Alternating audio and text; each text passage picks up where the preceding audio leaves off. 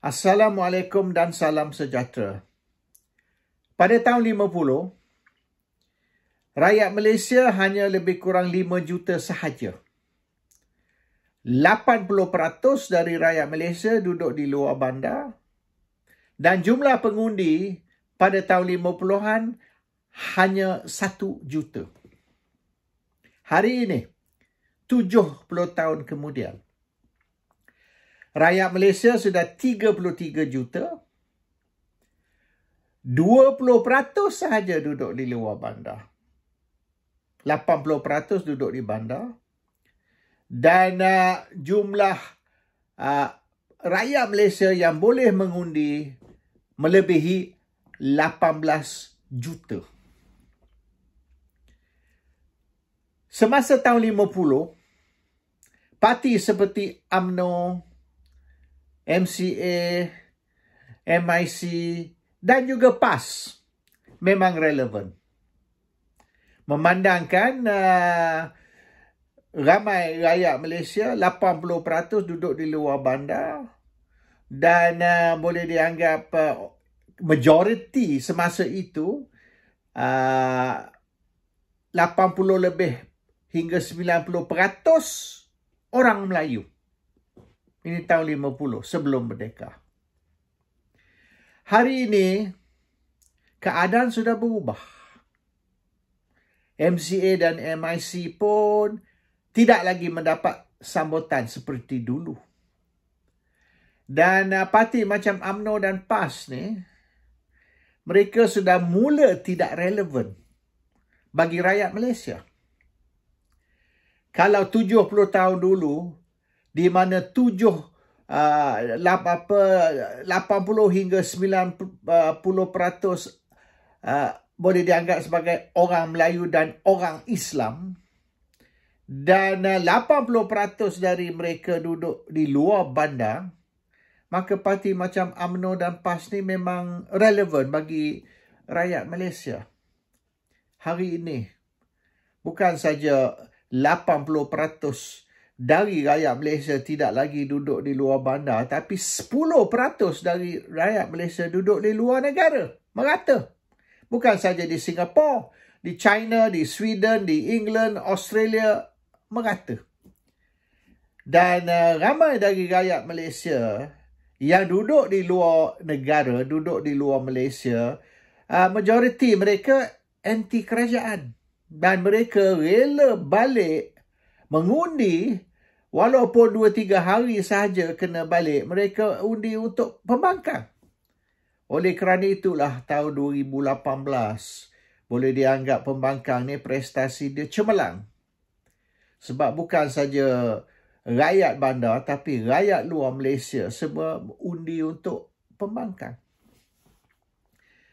Soalan dia, hari ini UMNO dan PAS masing-masing rasa yang mereka masih relevan, masih kuat. Yang sebenarnya, masa depan UMNO dan PAS ialah untuk bergabung ataupun membuat satu coalition di mana UMNO dan PAS ada pakatan, has an electoral pact. Kalau tidak buat coalition sekalipun, sekurang-kurang electoral pact di mana mereka tidak akan bertanding 3 penjuru di mana-mana kawasan. Maknanya kalau UMNO bertanding, PAS tak bertanding dan sebaliknya.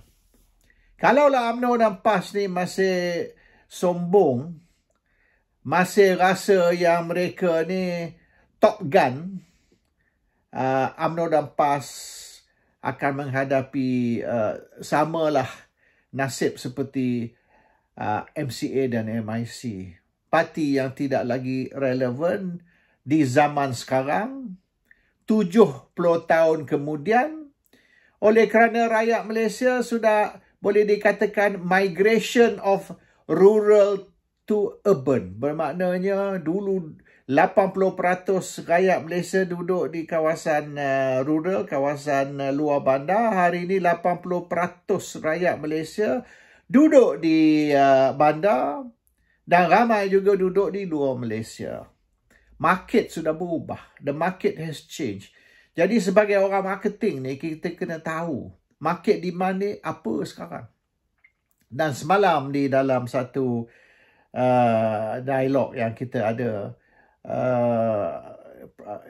mereka bangkitkan isu social demokrat dan liberal demokrat. Social demokrat, liberal demokrat di macam negara misalnya macam England ni, mereka mula meningkat sokongan mereka. Dalam pilihan raya baru ni pun banyak kerusi mereka menang, yang pada dulu kerusi ni dimiliki oleh Labour ataupun konservatif. Hari ni Lib Dem dah sapu dah kerusi itu. Kerusi bandar, yang dulunya kebiasaan bandar ni sah Labour dan luar bandar ni konservatif. Dia macam di Malaysia lah dulu, luar bandar ni boleh dikatakan UMNO atau PAS, dan bandar ni Pakatan Harapan. Di sini pun trend tu sudah mula. So, UMNO dan PAS ni mereka kena sedar, mereka kena realistic. Their days are numbered. The market, 80% market sudah shrink, sudah turun kepada hanya 20%.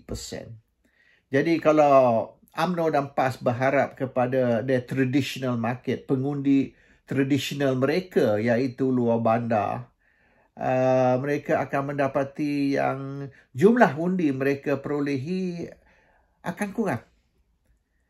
The votes they will get are going to shrink. And walaupun kita kata, UMNO ni dah, Barisan Nasional ni dah kembali kuat. Misalnya ada orang selalu duk kata ni Johor. Actually jumlah undi mereka menang kat Johor tu, UMNO tu sama.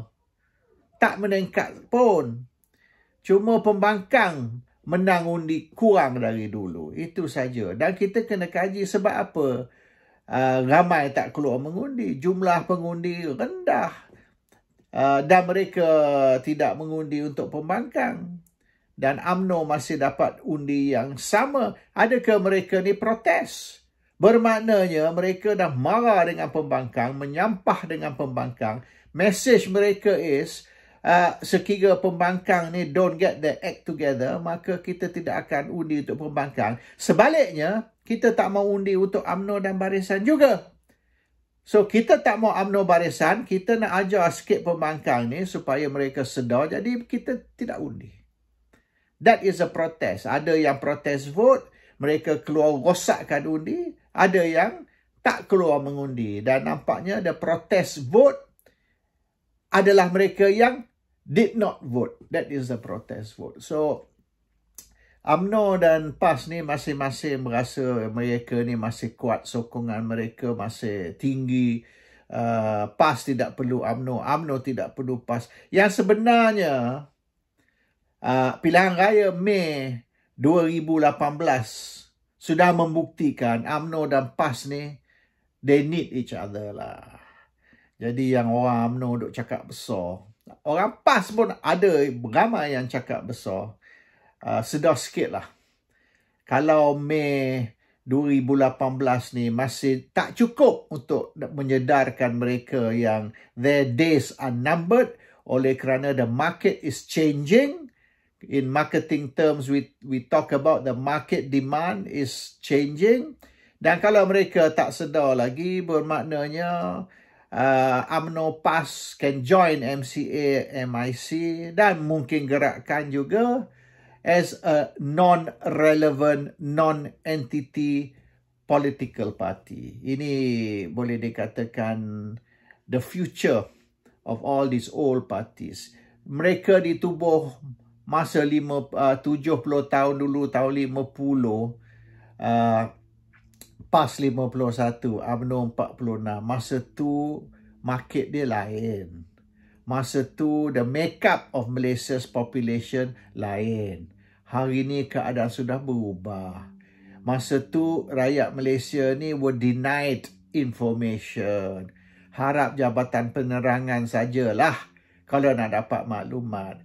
Hari ni, in this new globalized world, information is available at your fingertips. Bermaknanya, satu click of the button, you know what's happening.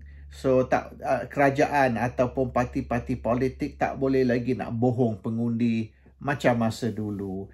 So, all I can say kepada UMNO dan PAS, if you want to remain relevant, jangan bongkak, jangan takabur, janganlah rasa yang you ni masih kuat seperti 70 tahun dulu semasa parti you ditubuhkan. Di zaman ramai rakyat Malaysia, terutama sekali orang Melayu, katak di bawah tempurung. Hari ini, rakyat boleh bercakap, rakyat boleh bernilai, dan rakyat boleh membuat analisa. Sama gak macam orang-orang ramai yang dapat PhD itu. You don't have to be a PhD to understand world politics and to understand the future of Malaysia. Kita tak boleh dah cerita ideologi. Kita tak boleh dah cakap tentang perjuangan. Inilah itu. Kita tak boleh bohong rakyat mengatakan yang saya ni nak menjaga kepentingan rakyat, masa depan rakyat. It doesn't work anymore. Orang nak tahu satu saja. Masa depan saya ni, the social security net. Masa saya pension besok. Masa saya sakit besok. Bila anak saya nak sekolah besok. How is it going to be possible? Kerajaan ada rancangan apa untuk masa depan saya? Dan yang lebih penting, selain daripada isu-isu masa depan, ialah isu hari ini, isu periuk nasi. Isu bread and butter.